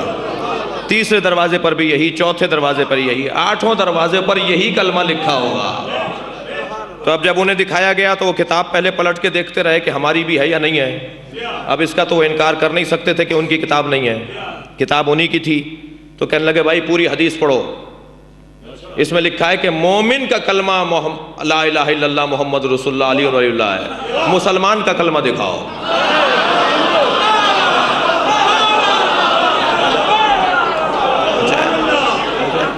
اب اس کا کیا جواب ہے؟ اب اس کا کیا جواب ہے؟ تو ہمارے عالم کو کہہ دینا چاہیے بھائی ہم مناظرہ ہارے تم جیتے، یہی کہا جائے گا۔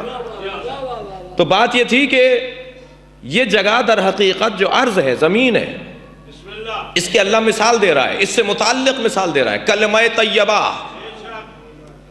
علم ترا کیف ضرب اللہ مثلا کلمۃ طیبہ، تم نے دیکھا کہ تمہارے رب نے ایک مثل دی ہے، اور وہ مثل ہے کلمہ طیبہ کی مثل۔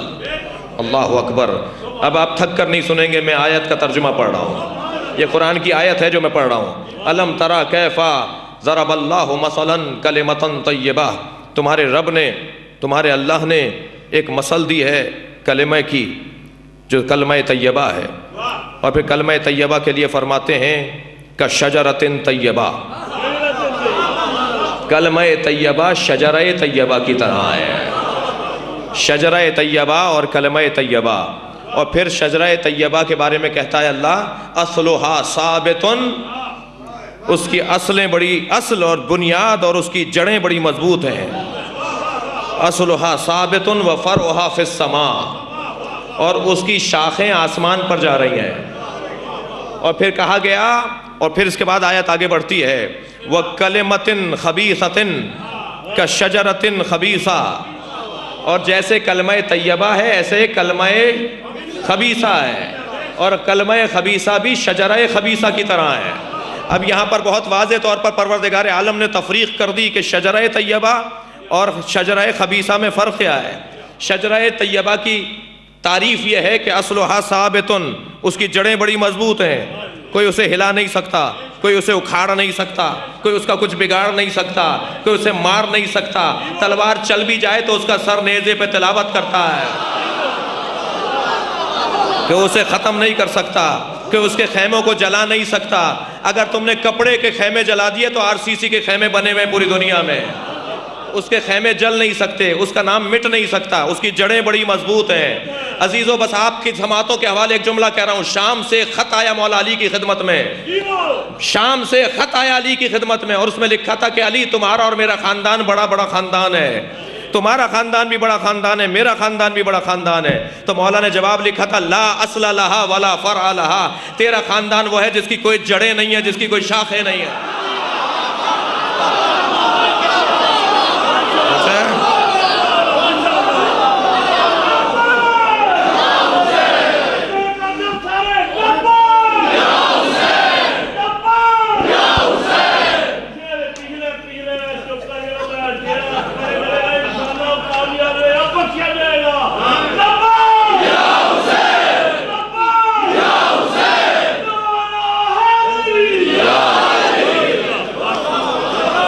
شجرہ خبیثہ اور کلمہ طیبہ، کلمہ طیبہ اور کلمہ خبیثہ، شجرہ طیبہ اور شجرہ خبیثہ، دونوں کی تعریف اللہ خود کر رہا ہے۔ لا اصل لہا ولا فرع لہا، یہ مولا علی کے جملے ہیں، اور الفاظ قرآن مجید کے ہیں اصلھا ثابت و فرعھا فی السماء۔ یہ کون ہے؟ کلمہ طیبہ ہے، یعنی شجرہ طیبہ ہے۔ اور شجرہ خبیثہ کے لیے اللہ کیا کہہ رہا ہے؟ کلمہ خبیثہ کے لیے اللہ کیا کہہ رہا ہے؟ اجتثت، قرآن کی آیت سن لیجئے، اجتثت من فوق الارض، اس کی کوئی جڑیں نہیں ہے۔ اللہ اکبر، اس کی کوئی جڑیں نہیں ہیں، وہ اوپر سے اگتا ہے۔ آپ نے درخت دیکھے ہوں گے، اللہ اکبر، میں کہتا ہوں اس سے زیادہ بنی ہاشم اور بنی امیہ کی کوئی تاریخ ہی نہیں ہے.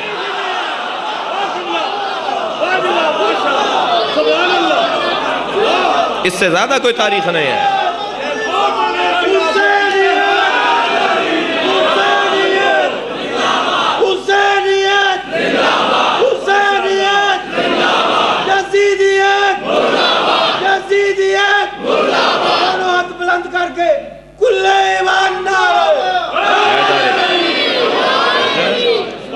قرآن خود بیان کر رہا ہے شجرہ خبیثہ کی تعریف یہ اجتثت من فوق الارض، یہ زمین کے اوپر سے اگتا ہے، ما لہا من قرار، اور اس کو کوئی قرار نہیں ہے. اللہ اکبر. لفظ آپ نے سنا ہے نا بے قراری. بے قراری مومنوں کی قسمت نہیں ہے، بے قراری دشمنان مومنین کی قسمت ہے. قرآن کہہ رہا ہے ما لہا من قرار، اس کے لیے کوئی قرار نہیں ہے. وہاں سے ہوا کا جھونکا آتا ہے تو وہاں جا کے پڑ جاتا ہے، وہاں سے ہوا چلتی ہے تو یہاں کے گر جاتا ہے. اور یہ میں نے نہیں کہا، علامہ اقبال کہہ رہے ہیں حقیقت ابدی ہے مقام شبیری. شجرہ طیبہ کی جڑیں بڑی مضبوط ہیں، یہ نہیں بدلتا. حقیقت ابدی ہے مقام شبیری، بدلتے رہتے ہیں انداز کوفی و شامی. صلوات بھیجے محمد و آل محمد پر. شیر سن لیا؟ توجہ ہے؟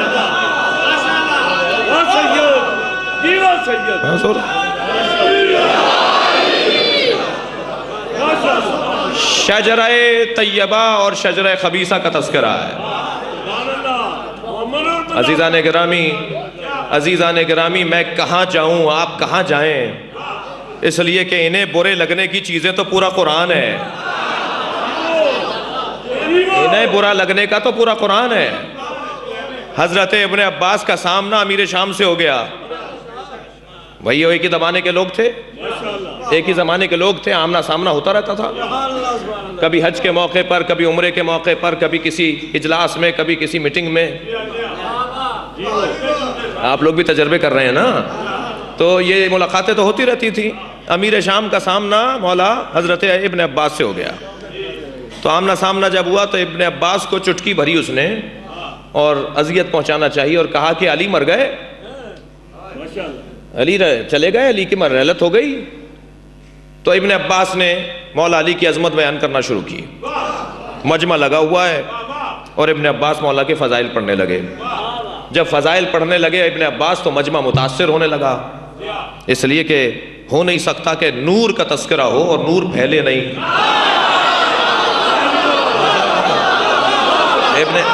ابن عباس نے مولا کے فضائل پڑھے. ایک صلوات بھیجیں ذرا محمد و آل محمد پر.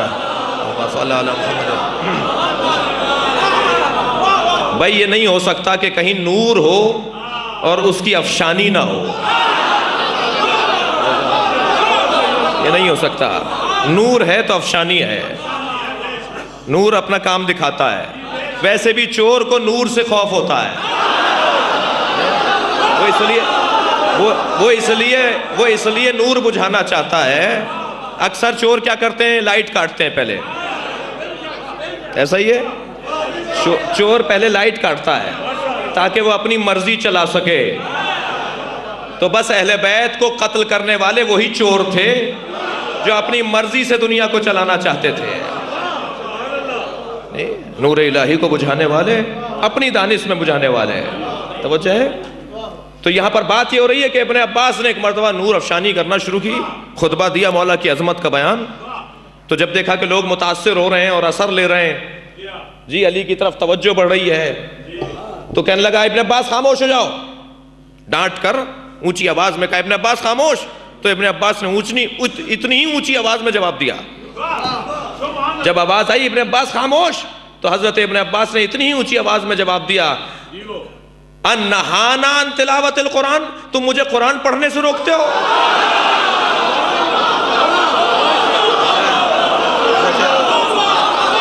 صلوات بھیجے محمد و آل محمد پر.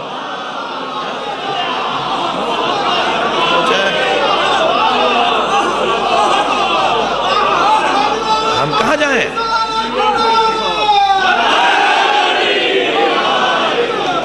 اب پڑھنے سے روکو گے؟ قرآن کہہ رہا ہے کلمہ طیبہ اور شجرہ طیبہ، قرآن کہہ رہا ہے شجرہ خبیثہ اور شجرہ کلمہ خبیثہ، جی دونوں کی تعریف کی جا رہی ہے۔ اور میرے مولا علی اپنے سینے پہ ہاتھ رکھ کے فرماتے ہیں نحنو کلمۃ طیبہ، نحنو شجرۃ طیبہ، ہم شجرہ طیبہ ہیں۔ اب قرآن پڑھنے سے باز آ جائیں ہم؟ یہ تو کہہ رہے ہیں کہ صاحب دل آزاری کی باتیں کرتے ہیں، تو ہم قرآن پڑھنا چھوڑ دیں؟ قرآن مجید اب یہاں پر زمین سے متعلق بات ہے، تھک تو نہیں رہے؟ کیا کہا قرآن مجید نے؟ کلمہ طیبہ ایسے ہے جیسے شجرہ طیبہ، جس کی تعریف یہ ہے کہ اس کی جڑیں مضبوط ہیں اور اس کی فر جو ہے، اس کی شاخیں جو ہیں وہ فی السماء۔ کبھی غور کیا کہ درخت کی شاخیں زمین کی طرف نہ جھکتی ہوں؟ درخت کی شاخیں زمین کی طرف جھکتی ہیں، درخت کی شاخیں سیدھی آسمان کی طرف نہیں جاتی ہیں۔ یہ کون سا درخت ہے؟ یہ کون سا درخت ہے؟ یہ کون سا درخت ہے کہ جس کی شاخیں آسمان کو جا رہی ہیں؟ بھائی شاخوں میں کیا ہوتا ہے؟ جو درخت، جملہ محسوس کریں گے، جو درخت پھل نہ دیتا ہو وہ جلانے کے قابل ہوتا ہے، وہ رکھنے کے قابل نہیں ہوتا، وہ ایندھن بن جاتا ہے۔ توجہ چاہ رہا ہوں عزیزان گرامی، اگر درخت کے اندر پھل نہیں ہے تو وہ رکھنے کے قابل نہیں ہے، اور جب درخت میں پھل آتا ہے تو وہ زمین کی طرف جھکتا ہے۔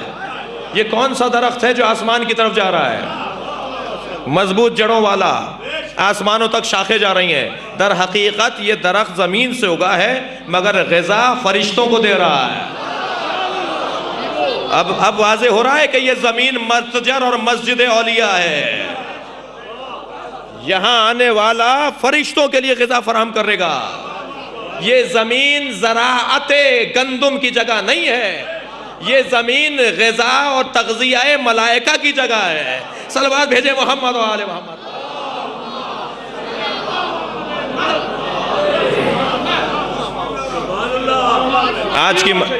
آج کی مجلس میں توجہ بھی آپ کی زیادہ ہے اور میں بھی خون جگر خوب لگا رہا ہوں۔ توجہ ہے بات کی؟ یہ زمین اولیاء کے غذا کی جگہ ہے، یہ زمین ملائکہ کے غذا کی جگہ ہے، یہ زمین معاف کیجئے گا آوارہ گردی کی جگہ نہیں ہے، یہ زمین انسان کاشت کرنے کی جگہ ہے، انسان یہاں کاشت ہوتا ہے۔ یا اللہ آدم کو وہیں کیوں نہیں رکھ لیا؟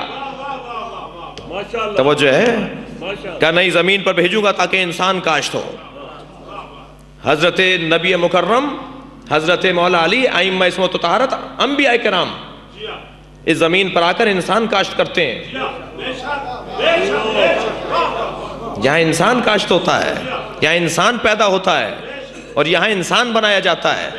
اور عزیزان گرامی یہ ذہن میں رہے کہ اگر بہت بڑی زمین کے اندر 1000 کھجور کے درخت ہوں اور 1000 مثال کے طور پہ آم کے درخت ہوں تو درخت تو 1000 آم کے ہیں، مگر جھاڑیاں کتنی ہیں،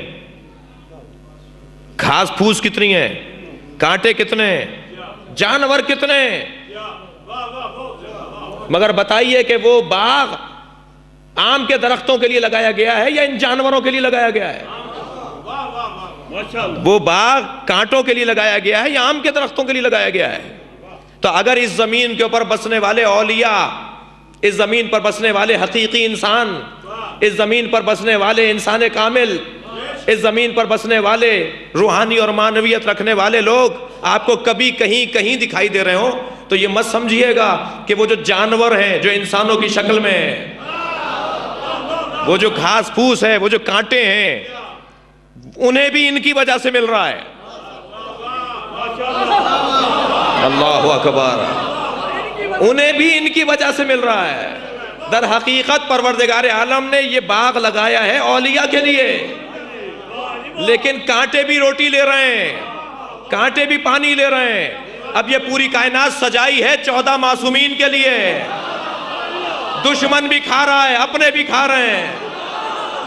صلوات بھیجیں ذرا محمد و آل محمد پر۔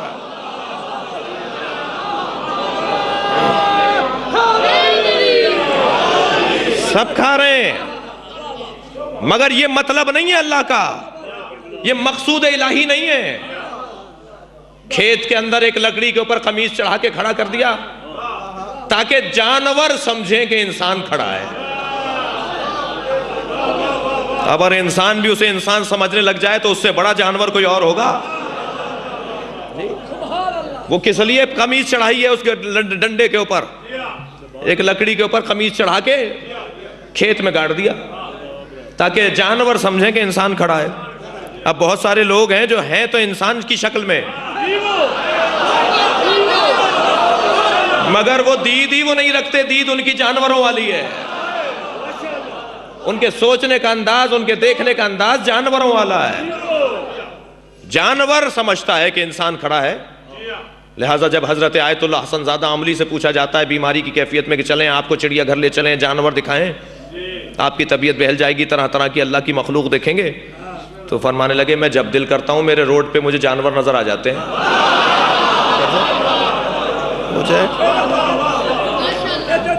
توجہ ہے نا؟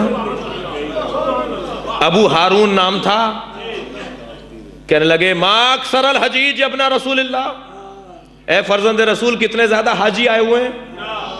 ابو ہارون کہہ رہے ہیں، یہ ابھی ابو بصیر نہیں ہوئے، توجہ ہے بات کی، پہلے نام ابو ہارون ہے۔ کہنے لگے مولا آپ دیکھ رہے ہیں کتنے زیادہ حاجی آئے ہوئے ہیں؟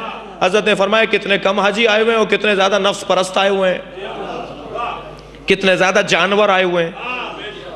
کہنے لگے مولا میں تو حاجی دیکھ رہا ہوں، تو میرے مولا نے اپنا ہاتھ دست کرامت ابو ہارون کی آنکھوں پہ رکھا، بعض نے تو کہا ہے کہ ہاتھ رکھنے کی ضرورت بھی نہیں ہوئی، میرے مولا نے ارادہ کیا کہ ابو ہارون وہ دیکھے جو میں دیکھ رہا ہوں۔ ایک مرتبہ ابو ہارون نے کیا دیکھا کہ کوئی انسان ہے جو طواف کر رہا ہے، بھیڑ بکریاں جانور طواف کر رہے ہیں، اللہ اکبر۔ حضرت ابو بصیر نام پڑ گیا، کہنے لگے مولا میں تو یہ دیکھ رہا ہوں، انسان تو بہت کم ہے۔ حضرت نے فرمایا بس بعض لوگ انسان دکھائی دیتے ہیں مگر انسان ہوتے نہیں ہیں، توجہ ہے نا؟ شناخت بشر اور شناخت انسان کا موضوع ہے، انسان ہوتے نہیں ہیں، انسان دکھائی دے رہے ہوتے ہیں۔ تو اب وہ دید چاہیے دیکھنے کے لیے، وہ آنکھیں چاہیے دیکھنے کے لیے جی۔ لہٰذا یہاں پر اس درخت کا کیا کام ہے؟ اس درخت کا کام ہے کہ یہاں سے غذا لے اور وہاں پہنچائے، یہ تجارت کی جگہ ہے، یہاں انسان کاشت ہوتا ہے۔ اب اگر آپ تھکے نہیں ہیں اور مجھے دیر نہیں ہوئی ہے، ایک صلوات بھیجے ذرا محمد و آل محمد۔ پانی نہیں ہے؟ اس سے اونچی صلوات دیا کریں گے۔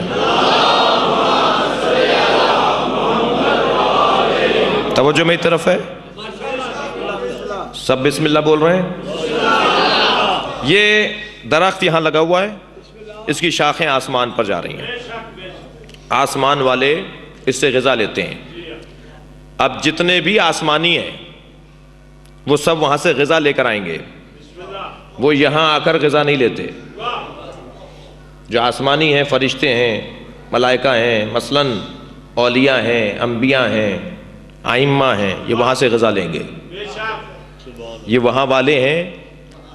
اچھا اگر اس میں تھوڑی سی الجھن بھی ہو اس مثال میں، تو اس مثال کو لے لیجئے کہ یہ فرشتوں کے لیے غذا فراہم کرتے ہیں، یہ فرشتوں کے لیے، فرشتوں کی غذا مادی نہیں ہے۔ جیسے اس وقت بھی آپ غذا لے رہے ہیں، ابھی کوئی کان میں آ کے بہلے کہ باہر چائے مل رہی ہے، آپ جائیں گے؟ آپ کہیں گے بھائی 4 چائے قربان، اس لیے کہ یہ بھی تو غذا ہے، اور اس غذا سے کسی کو غذا کا مقایسہ نہیں ہے، ٹھیک ہے؟ تو غذا تو مختلف قسموں کی ہے نا، مادی غذا ہے، مانوی غذا ہے، اس لیے کہ ہمارے پاس بھی روح بھی ہے، بدن بھی ہے، ہمیں مادی غذا بھی چاہیے اور ہمیں روحانی غذا بھی چاہیے، اس لیے کہ روح کو زندہ رکھنے کے لیے روحانی غذا، بدن کو زندہ رکھنے کے لیے مادی غذا۔ بدن کے لیے روٹی چاہیے، گندم چاہیے، پانی چاہیے، توجہ میری طرف ہے۔ اور روح کے لیے ہمیں کیا چاہیے؟ توجہ چاہوں گا میری طرف دیکھیے، روح کے لیے ہمیں کیا چاہیے؟ ہمیں ذکر الہی چاہیے۔ یہ اس وقت آپ کیا کر رہے ہیں؟ اس وقت کیا کر رہے ہیں؟ یہ ذکر الہی میں مصروف ہیں۔ اللہ اکبر۔ علی کے چہرے کو دیکھو گے، عبادت اللہ کی لکھی جائے گی۔ ذکر کرو گے اہل بیت کا، عبادت اللہ کی لکھی جائے گی۔ النظر الی وجہ علی بن ابی طالب عبادہ. اب مجھے کوئی جواب دے اس بات کا. علی کے چہرے کو دیکھنا عبادت ہے. علی کی عبادت ہے.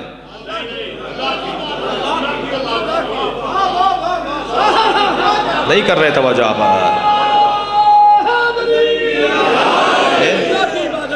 علی کے چہرے کو دیکھنا عبادت اللہ کی. علی کا ذکر کرنا عبادت اللہ کی. الذکر علی ابن ابی طالب یزین مجالسکم بذکر علی ابن ابی طالب. نبی فرما رہے ہیں علی کا ذکر اللہ کی عبادت. یہ میں جملہ اپنے بچوں اور جوانوں کے لیے دے رہا ہوں, توجہ چاہوں گا. روح کی غذا موسیقی نہیں ہے, روح کی غذا مجلس حسین ہے, ذکر الہی ہے, ذکر قرآن ہے, ذکر قرآن صامت ہے, ذکر قرآن ناطق ہے. یہ روح کی غذا ہے. ابھی کوئی آ کر کہے کہ صاحب فلاں تبرک فلاں چیز باہر مل رہی ہے, کہا تبرک تو لیں گے مگر یہ بھی تو تبرک ہے, یہ بھی تو غذا ہے جو ہماری روح کو مل رہی ہے. تو دونوں طرح کی تبرک ملتے ہیں نا یہاں, مادی تبرک بھی ملتا ہے, روحانی تبرک بھی ملتا ہے. تو فرشتے جو اس شجرہ طیبہ سے لے رہے ہیں, فرشتے جو شجرہ طیبہ سے لے رہے ہیں وہ آسمان سے لے رہے ہیں. یہ جا رہا ہے فرعها فی السماء. اب جب وہاں سے آنے والا آتا ہے تو ماں کی گود میں ہوتا ہے. بھئی دیکھیے ہمارے ہاں جب تک بالغ نہیں ہوگا عبد نہیں کہلائے گا. توجہ ہے بات کی. جب تک بچہ بچی بالغ نہیں ہوں گے, 15 یا 9 سال کے نہیں ہوں گے, وہ عبادت کریں, بہت اچھی بات ہے. والدین کی تربیت کا حصہ ہے کہ اپنے بچوں کو تعلیم دیں, اپنے بچے کو نماز سکھائیں, طہارت سکھائیں, لیکن عبد نہیں کہلائیں گے. بچہ بالغ ہوگا تو عبد کہلائے گا. لیکن اگر ایک ماں کی گود میں بچہ آ کے کہے انی عبداللہ,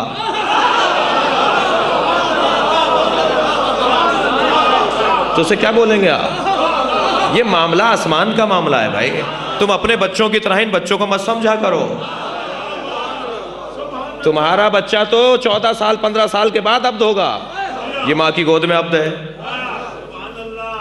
اچھا یہ جب بڑا ہونے لگے گا, فہم بڑھنے لگے گا, شعور بڑھنے لگے گا, سمجھ اس کی بڑھنے لگے گی, درس لے گا, کلاس میں جائے گا, سمجھدار ہوگا, تعلیم یافتہ ہوگا, جی اس کے بعد جو ہے وہ کہلائے گا, توجہ میری طرف رہے بھائی, اس کے بعد کہلائے گا کہ یہ کون ہے؟ کتاب کا عالم ہے. کون سی کتاب پڑھی ہے بھائی؟ میری طرف بات کرو بھائی, ادھر بات دیکھ رہنے دیجئے. پوچھا جائے گا کون سی کتاب؟ ساری مجلس کو پانی پلا دیا تم نے.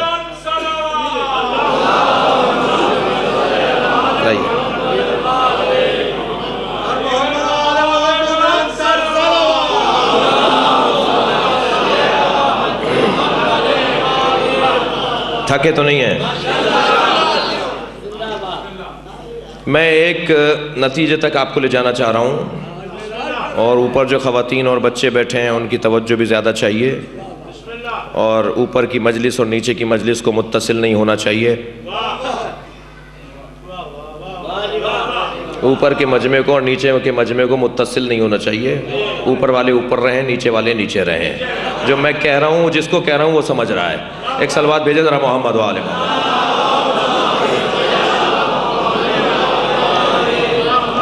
اس سے اونچی صلوات.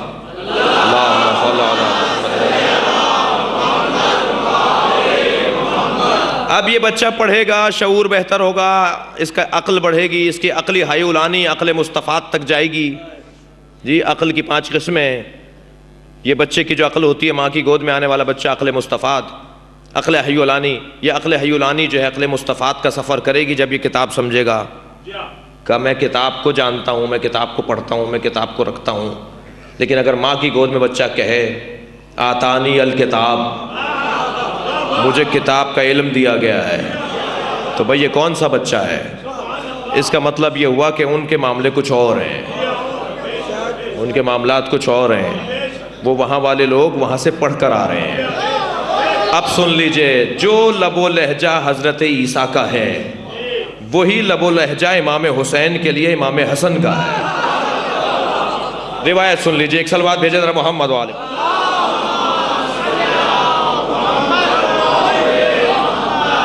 حضرت امام حسن اور حضرت محمد حنفیہ کی گفتگو ہے، اصول کافی میں یہ گفتگو ہے، اور شاید گفتگو کا سیاق و سباق یہ بتا رہا ہے کہ محمد حنفیہ نے امام حسن سے امام حسن سے گفتگو کی ہے امام حسین سے متعلق، جس پر امام حسن نے جواب دیا ہے۔ جواب دینے والے امام حسن ہیں۔ اصول کافی کے اندر جناب امام حسن سے یہ روایت ہے، عظمت ہے مولا امام حسین کی، اور حضرت عیسیٰ کی وہ عظمت آپ نے سنی۔ بات ہو رہی تھی کہ یہ درخت وہاں سے یہاں متصل ہے، یہاں سے وہاں کا اتصال ہے اس درخت کے اندر۔ امام حسن فرماتے ہیں اعلمنا علما ان اخی الحسین اعلمنا علما، میرا بھائی حسین ہم سب سے علم میں زیادہ ہے۔ اچھا، اگر کبھی کوئی حدیث سمجھ میں نہیں آئے تو انکار مت کیجیے گا، توجہ چاہ رہا ہوں۔ طالب علم کا کام انکار کرنا نہیں ہے، تحقیق کرنا ہے۔ یا تو کہیے کہ آپ طالب علم نہیں ہیں، آپ عالم فاضل ہیں، یا تو کہیے آپ طالب علم نہیں ہیں اور آپ مجتہد العصر ہیں، علامۃ الدہر ہیں۔ اگر کوئی حدیث سمجھ میں نہیں آئے تو حدیث کا انکار نہیں کیا جاتا، تحقیق کی جاتی ہے، سمجھا جاتا ہے۔ توجہ چاہ رہا ہوں، یہ کسی کا کلام اور کسی کا شعر نہیں ہے، یہ مولا امام حسن کے جملے ہیں۔ فرما رہے ہیں میرا بھائی حسین ہم سے علم میں زیادہ ہے۔ اب جب امام حسن یہ فرمائے کہ ہمارا بھائی حسین ہم سے علم میں زیادہ ہے تو خاندان مراد ہے، حسن مراد نہیں ہے۔ صلوات بھیجیں ذرا محمد و آل محمد پر۔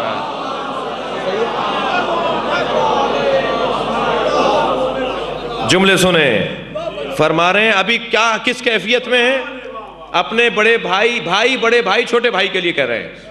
فرما رہے ہیں اعلمنا علما، حسین ہم سے علم میں زیادہ ہیں، اثقلنا حلما، اور حلم اور بردباری میں ہم سے زیادہ ثقیل اور وزنی ہیں۔ خبردار یہ مت سمجھنا کہ حسین کے مزاج میں تلوار ہے، اللہ اکبر۔ خبردار یہ مت سمجھنا، صلوات بھیجے محمد و آل محمد پر۔ فرما رہے ہیں اثقلنا حلما، میرا بھائی حسین حلم اور بردباری میں ہم سے زیادہ ثقیل اور وزنی ہے، اللہ اکبر۔ اور فرماتے ہیں اقربنا من رسول اللہ رحما، اور میرا بھائی حسین ہم سب سے زیادہ رسول سے قرابت رکھتا ہے۔ اب یہ کہنے کے بعد کیا فرما رہے ہیں؟ جو جملہ مجھے سنانا تھا، یہ اگرچہ سننے کے جملے تھے لیکن میرا موضوع خطابت کے اندر جو موضوع تھا وہ یہ جملہ تھا۔ امام حسن فرماتے ہیں اللہ اکبر، فرماتے ہیں کانا یقرأ الوحی قبل ان ینطق، حسین اس وقت قرآن پڑھتے تھے جب قرآن نازل ہی نہیں ہوا تھا۔ صلوات بھیجے محمد و آل محمد پر۔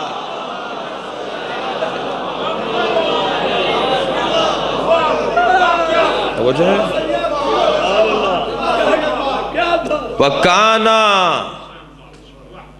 وَكَانَ يُقْرَأُ الْوَحِي وَكَانَ يُقْرَأُ الْقُرْآنِ قَبْلَ أَن يُخْلَقَ۔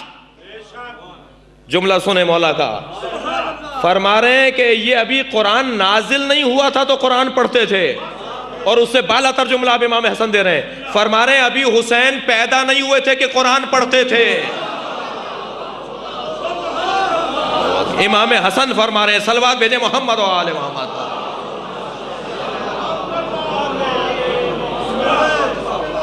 توجہ ہے،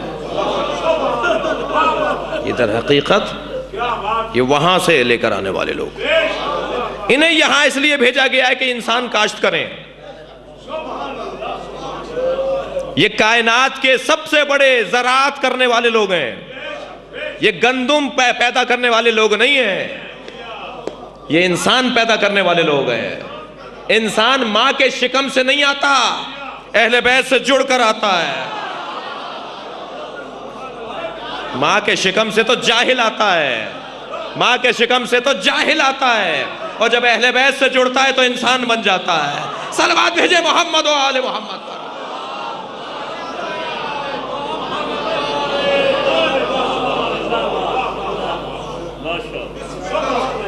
نہیں عزیزان گرامی، اخرجکم من بطون امہاتکم لا تعلمون شیئا، ہم نے ماں کے شکم سے تمہیں اس کیفیت میں بھیجا کہ تم شے کو نہیں جانتے تھے۔ جاہل رہے گا اگر اہل بیت سے نہیں جڑے گا تو، جانور رہے گا اگر اہل بیت سے نہیں جڑے گا تو۔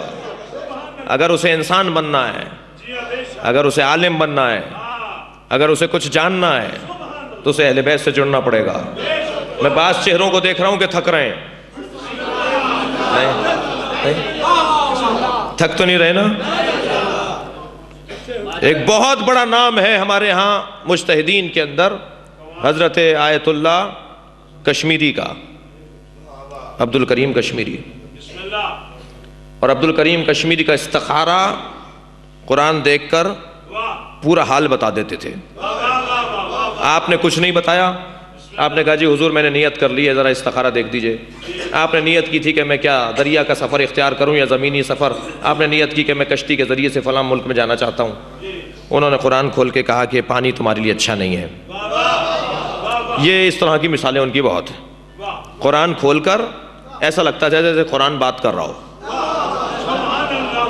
جی۔ اور اب بھی 2-3 مجتہدین موجود ہیں، صاحب کرامت مجتہدین، جب آپ ان کے پاس جا کر کچھ بات کریں گے تو وہ قرآن کو کھول کے آپ کا سارا حال بتا رہے ہوں گے۔ ایک جملہ کہوں، ہم مردہ پیروں کو نہیں مانتے،